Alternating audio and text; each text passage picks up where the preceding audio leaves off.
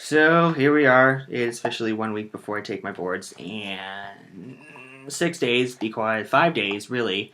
Because today's the 6 day mark, but it's almost over. It's like 10:15 at night. I take on Wednesday on. So it's petrifying, and I'm really, really nervous for it. As is anybody who takes step one, I guess. You know, you're never gonna feel prepared for this test. It's awful. It's the worst test of your entire life. Well, I was watching like my video review series for DIT, and the one guy was like, "Step one is probably going to be the most miserable time in your life. It's a miserable test. Everybody hates it. And if we capture a bunch of terrorists, we should sit them down and make them try and take this test because it is just that bad." And I agree. Whatever. So it's scaring me. It's very scary, and yeah, I don't know. I don't know where to go with this, but I'm ready, and I'm ready to move on. And I took a practice test yesterday, like an official one through the MBOME, and did not go very well. So, it's been going super well in my question bank for the past 2 weeks. I've been on an upswing. My scores are like doing really well, above average. And then I sat down and I took the test yesterday, and it was a nightmare. It was a disaster. I didn't do well, and it threw me through the loop for the rest of the day. But so I don't know. I personally get severe test anxiety, which is just how I roll. You freak out on test day or something, and my brain shuts down, and I get flustered, and it's just not a pretty situation for anybody involved.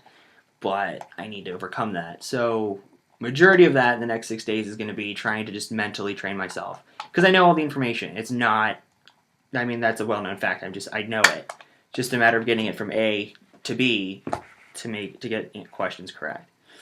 So I've been doing a lot on my own to work through that. I'll talk about. I kind of want to make it like a more, this is my story kind of video. But that'll come next week or something when I rotate. Because I think I don't know. I've been through a lot in the past 2 years, on a personal level, and I think that people who haven't seen the brightest side of medical school don't really talk about it, and it's not really out there for people to, you just hear the horror stories, but you never, I guess get the first line account. I don't know. I feel like I want to talk about it, and when I look back on this 20 years from now, I'll laugh at myself, which is pretty much how my life goes anymore. But why not? Regardless. So moving on. It's just a matter of mentally preparing myself for this test out of me, and it sucks, and I'm miserable. But I know the information, and I just have to make it happen. I know the information. Here's how I know. Especially today, a little side fun story about what's going to happen when people find out you're a medical student or in medical school or whatever. So I went into Radio Shack to exchange my FM transmitter for my car.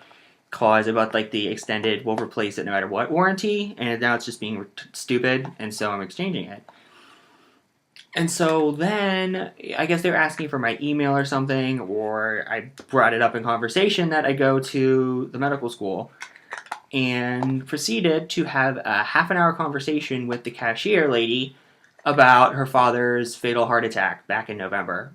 And all of the bloody details of on a minute-by-minute play of how she wasn't there, and then, what happened in the hospital, what happened in the ambulance, and then, she had 1.5 billion questions. She was like, why did this happen? Why did that happen? Do you know what this is? Do you know what that is? Why did they just tell me this? Why didn't they tell me that? And then once we finally got done with that story, about 15 minutes, then we spent another 15 minutes talking about both of her pregnancies and how complicated they both were, and how personally she dealt with everything. And so for a matter of like a half an hour, from what should have been like a 10-minute Radio Shack visit, it turned into a 4.5-hour visit to Radio Shack, spewing, listening to this girl's medical life history.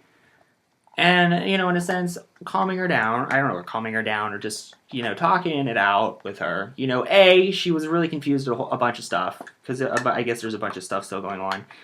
And I was able to kind of explain it to her, so that was neat. And as much as it pissed me off, irritated me, and as much as it, threw a loop through my day, because now I'm behind my study schedule, it really kind of re-justified the fact of why I'm doing this, and realizing that, when people come to you, regardless of where you are, like, you could be, in your first month of medical school, somebody finds that out and they've got a rash they have to show you, or they have a pain here that they have to show you, and it's fun. It really is fun, because that's when, when you're in a cool, calm, collected environment like that, you can talk to somebody and kind of make it happen. It's a neat feeling. It really was, and that kind of re-solidified everything, why I'm doing this and why I want to be a doctor. And the end of it is really just, the patient care side. Despite step one, despite medical school destroying my life, despite, whatever else may be out there, at the end of the day, I know I'm exactly where I want to be. And so it's great, but I still got to get through these next 5 days, and I've really got to mentally prepare myself, because I'm not mentally ready. I'm physically ready. I'm knowledge ready, but again, I go into tests, I freak out, my brain shuts down, and that's the reason I'm so freaky outy and whatever. But so I want to do like a board study recap, first 2 years recap, and then I guess really like more personal side of it, my story day by day, because because medical school really was really rough for me, and I feel like telling the world that if I can overcome it, everybody else can overcome it as well, from every aspect of it, whatever the different reasons may be. Anyway, so I'm just gonna leave it at that. It's been 6 minutes. I should probably get back to another 50 question set or something and call it a day. And I hope everyone's having a good night, or day, or wherever it is we are. Thanks for watching once again. Let me know comments, questions, anything like that. And here we go.